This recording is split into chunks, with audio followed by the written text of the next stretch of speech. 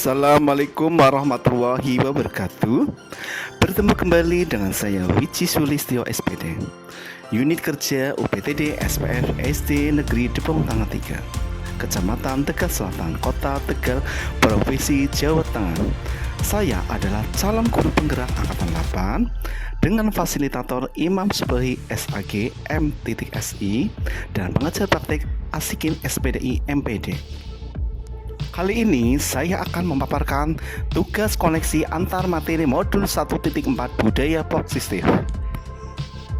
Kesimpulan mengenai peran saya dalam menciptakan budaya positif di sekolah, yaitu seorang guru yang baik harus memiliki kemampuan dalam mewujudkan budaya positif di sekolah. Budaya positif tersebut dapat dijalankan dengan menerapkan konsep-konsep inti seperti disiplin positif, motivasi pendidikan manusia, hukuman dan penghargaan, posisi kontrol restitusi, keyakinan sekolah atau kelas, segitiga restitusi dan keterkaitan dengan materi sebelumnya yaitu filosofi pendidikan nasional Ki Hajar Dewantoro, nilai dan peran guru penggerak serta visi guru penggerak. Sementara itu, keterkaitan materi budaya positif dengan filosofi pemikiran Ki Hajar Dewantoro. Dengan menjalankan budaya positif di sekolah, maka hal ini selaras dengan filosofis pemikiran Ki Hajar Dewantoro bahwa pembelajaran sekolah harus dapat membawa murid memperoleh kebahagiaan setinggi-tingginya melalui merdeka belajar. Kemudian keterkaitan materi budaya positif, nilai dan peran guru penggerak. Budaya positif dapat terwujud jika seorang guru memiliki nilai guru penggerak dan mengaplikasikannya melalui peranan sebagai seorang guru penggerak, yakni mendorong kolaborasi antar warga sekolah melalui keyakinan sekolah yang telah disepakati bersama. Selanjutnya, keterkaitan materi budaya positif dengan visi guru penggerak. Visi guru penggerak memuat nilai budaya positif yang diwujudkan melalui prakarsa, beban, dan tahapan baja. Melalui proses tersebut, harapannya akan terbangun budaya positif yang sesuai dengan filosofis pemikiran Ki Hajar Dewantoro dan kedepannya bermuara pada pembentukan profil belajar Pancasila. Berikut adalah pertanyaan reflektif tentang pemahaman atas keseluruhan materi modul budaya positif. Yang pertama, sejauh mana pemahaman Anda tentang konsep-konsep inti yang telah Anda pelajari di modul ini? 1. Disiplin positif. Disiplin positif merupakan cara penerapan disiplin yang mengajarkan tanggung jawab dan kesadaran diri anak berdasarkan nilai-nilai kebajikan. Disiplin positif lebih ke arah disiplin diri yang dapat mengontrol diri dalam melakukan segala tindakan. Disiplin positif dapat membuat murid menyadari memahami motivasi intrinsik bukan karena adanya paksaan, pujian maupun hukuman. 2. Teori kontrol restitusi. Proses menciptakan kondisi bagi murid untuk mengubah kesalahan mereka sehingga mereka bisa kembali kepada kelompok mereka dengan karakter yang lebih kuat. Restitusi juga merupakan proses kolaboratif yang mengajarkan murid untuk mencari solusi untuk masalah mereka dan membantu murid berpikir tentang orang seperti apa yang mereka inginkan dan bagaimana mereka harus memperlakukan orang lain. Ada 3 motivasi perilaku manusia, yaitu 1. Untuk menghindari ketidaknyamanan atau hukuman. Yang kedua, untuk mendapatkan imbalan atau penghargaan dari orang lain. Yang ketiga, untuk menjadi orang yang mereka inginkan dan menghargai diri sendiri dengan nilai-nilai yang mereka percaya. Internal tujuan dari disiplin positif. 4. Hukuman dan penghargaan. Jika murid memiliki motivasi perilaku untuk menghindari ketidaknyamanan atau hukuman dan untuk mendapatkan imbalan atau penghargaan dari orang lain, maka motivasi yang ada pada diri anak masih berasal dari ekstrinsik atau luar. Sebaiknya hindarilah hukuman dan pemberian penghargaan berlebihan kepada siswa agar dapat meminimalisir motivasi ekstrinsik murid. Sebaliknya, guru perlu membantu siswa memunculkan motivasi intrinsik atau dari dalam diri siswa agar dapat memunculkan pribadi yang menghargai diri sendiri dengan nilai-nilai yang mereka percaya. Terdapat 5 posisi kontrol seorang guru. Yang pertama, penghukum. Biasanya nada suara tinggi, bahasa tubuhnya mata melotot, dan jari-jari menunjuk kepada anak dan juga menghargai. Yang kedua, membuat merasa bersalah. Biasanya nada suara memelas, halus atau sedih, bahasa tubuhnya merapat pada anak dan juga lesu. Yang ketiga adalah posisi teman. Biasanya suara ramah, agrab, dan bercanda, bahasa tubuhnya merapat pada siswa, mata, dan senyum. Yang keempat, posisi pemantau. Biasanya nada suara datar, bahasa tubuhnya formal, dan juga melakukan pengecekan terhadap aturan yang ada di sekolah. Dan yang kelima adalah manajer. Biasanya nada suaranya tulus, bahasa tubuhnya tidak kaku, dan mendekat ke siswa. Posisi manajer inilah yang semestinya dilakukan seorang guru dalam melaksanakan restitusi siswa berdasarkan pendekatan segitiga restitusi. Keenam, kebutuhan dasar manusia. Ketika seorang murid melakukan suatu perbuatan yang bertentangan dengan nilai kebajikan atau melanggar peraturan, hal itu sebenarnya dikarenakan mereka gagal memenuhi kebutuhan dasar mereka, yaitu kebutuhan untuk bertahan hidup, survival, kasih sayang dan rasa terima, love and belonging, kebebasan, freedom, kesenangan atau fun, dan penguasaan atau power. 7. Keyakinan kelas. Guru berperan dalam mewujudkan keyakinan sekolah atau kelas. Keyakinan kelas dibangun berdasarkan kesepakatan guru dan murid.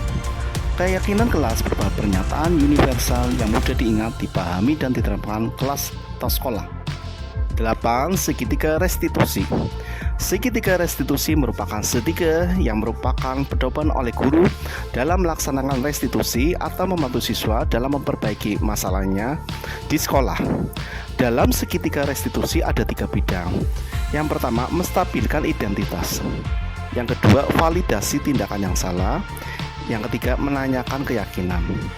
Yang pertama, dalam menstabilkan identitas, biasanya guru akan berkata sebagai berikut. Setiap orang pasti pernah melakukan kesalahan, atau kamu bukan satu-satunya yang pernah melakukan ini. Intinya, dalam menstabilkan identitas, anak diajak duduk kembali tenang. Yang kedua adalah validasi tindakan yang salah. Biasanya guru akan berkata sebagai berikut. Kamu tentu punya alasan mengapa melakukan itu, atau adakah cara yang lebih efektif mendapatkan apa yang kamu butuhkan. Yang ketiga adalah menanyakan keyakinan. Biasanya guru akan menggunakan kata-kata berikut. Keyakinan kelas apa yang telah disepakati, atau kamu ingin menjadi orang seperti apa. Itulah contoh kalimat yang diucapkan oleh guru. Bisa pula menggunakan redaksi kalimat lain yang relevan dengan bidang segitiga restitusi. Pertanyaan kedua, perubahan apa yang terjadi pada cara berpikir Anda dalam menciptakan budaya positif di kelas maupun di sekolah Anda setelah mempelajari modul ini? Setelah mempelajari modul ini, saya berpikir bahwa untuk menciptakan budaya positif di kelas maupun di sekolah harus melibatkan siswa, baik dalam perencanaan maupun pelaksanaannya. Harapannya yaitu agar dapat terwujud lingkungan kelas atau sekolah yang aman dan nyaman serta kondusif berdasarkan keyakinan kelas atau sekolah yang telah disepakati bersama. Perubahan lainnya bahwa posisi kontrol yang saya selama ini sebagai penghukum atau pembuat rasa bersalah ternyata kurang tepat untuk mewujudkan budaya positif. Dengan demikian, saya perlu melakukan refleksi agar mampu mengubah peran atau posisi saya menjadi seorang manajer yang berlandaskan pada segitiga restitusi. Pertanyaan yang ketiga, pengalaman seperti apakah yang pernah Anda alami terkait penerapan konsep-konsep inti dalam modul budaya positif baik di lingkup kelas maupun sekolah Anda? Pengalaman yang pernah saya alami terkait penerapan konsep-konsep inti dalam modul budaya positif baik di lingkup kelas maupun sekolah, yaitu ketika saya berlatih membuat skenario praktik segitiga restitusi terhadap 2 kasus mengenai murid yang melanggar peraturan di sekolah, di mana saya berperan sebagai seorang manajer. Setelah memperhatikan skenario tersebut, saya semakin memahami restitusi berarti bahwa guru dan siswa saling berkolaborasi untuk mencari solusi untuk masalah mereka dan membantu siswa berpikir tentang orang seperti apa yang mereka inginkan dan bagaimana mereka harus memperlakukan orang lain. Selanjutnya, pertanyaan keempat, bagaimanakah perasaan Anda ketika mengalami hal-hal tersebut? Perasaan saya yaitu menjadi tertantang untuk memahami posisi manajer dan segitiga restitusi secara lebih mendalam lagi, agar ke depan dapat benar-benar mengaplikasikan di kelas maupun di sekolah ketika menjumpai permasalahan tentang budaya positif. Selain itu, saya juga merasa tertantang untuk mensosialisasikan perihal budaya positif ini kepada rekan guru lain, agar dapat saling berkolaborasi dan bersama-sama melakukan perubahan budaya positif di sekolah. Pertanyaan kelima, menurut Anda terkait pengalaman dalam penerapan konsep-konsep tersebut, hal apa sajakah yang sudah baik? Adakah yang perlu diperbaiki? Hal yang sudah baik adalah adanya keyakinan kelas yang telah dibangun bersama. Hal yang perlu diperbaiki adalah posisi kontrol guru, di mana guru seringkali berada pada posisi penghukum maupun pembuat merasa bersalah. Hal ini perlu mendapat perhatian agar guru memahami posisinya dan berubah menjadi seorang manajer. Pertanyaan yang keenam, sebelum mempelajari modul ini, ketika berinteraksi dengan murid berdasarkan 5 posisi kontrol, posisi manakah yang paling sering Anda pakai dan bagaimana perasaan Anda saat itu? Setelah mempelajari modul ini, posisi apa yang Anda pakai dan bagaimana perasaan Anda sekarang? Apa perbedaannya? Sebelum mempelajari modul ini, ketika berinteraksi dengan murid, sebagai guru saya sering memposisikan diri sebagai penghukum, pembuat merasa bersalah, maupun teman. Perasaan saya saat itu biasanya cenderung merasa benar, padahal hasilnya belum sesuai harapan. Setelah mempelajari modul ini, saya mencoba memposisikan diri sebagai manajer dengan penerapan segitiga restitusi. Perasaan saya sangat senang sebab saya lihat murid telah menunjukkan rasa tanggung jawabnya serta mau berubah menjadi lebih baik lagi sesuai dengan keyakinan mereka. Perbedaannya ada pada hasilnya yang sesuai harapan. Anak mau berupaya menjadi pribadi yang lebih baik lagi dan memahami nilai-nilai keyakinan yang dipercaya. Pertanyaan yang ketujuh, sebelum mempelajari modul ini, pernahkah Anda menerapkan segitiga restitusi ketika menghadapi permasalahan murid Anda? Jika iya, tahap mana yang Anda praktekkan dan bagaimana Anda mempraktekannya? Dulu sebelum mempelajari modul ini, saya merasa pernah menerapkan segitiga restitusi ketika menghadapi permasalahan murid walaupun tidak utuh. Bagian yang saya terapkan adalah menstabilkan identitas dan validasi kesalahan. Hal ini saya praktekkan dengan menyampaikan kepada siswa bahwa setiap orang pasti pernah mengalami kesalahan maupun kegagalan, termasuk saya, guru. Saya juga meminta siswa untuk mengungkapkan alasan mereka melakukan hal yang dimaksud, yaitu pelanggaran yang mereka lakukan. Pertanyaan yang ke-8, selain konsep-konsep yang disampaikan dalam modul ini, adakah hal-hal lain yang menurut Anda penting untuk dipelajari dalam proses menciptakan budaya positif baik di lingkungan kelas maupun sekolah? Hal-hal lain menurut saya penting untuk dipelajari dalam proses menciptakan budaya positif baik di lingkungan kelas maupun sekolah, antara lain kolaborasi dan sarana prasarana sekolah. Kolaborasi penting dilakukan oleh seluruh warga sekolah demi menciptakan dan membiasakan budaya positif di sekolah kita.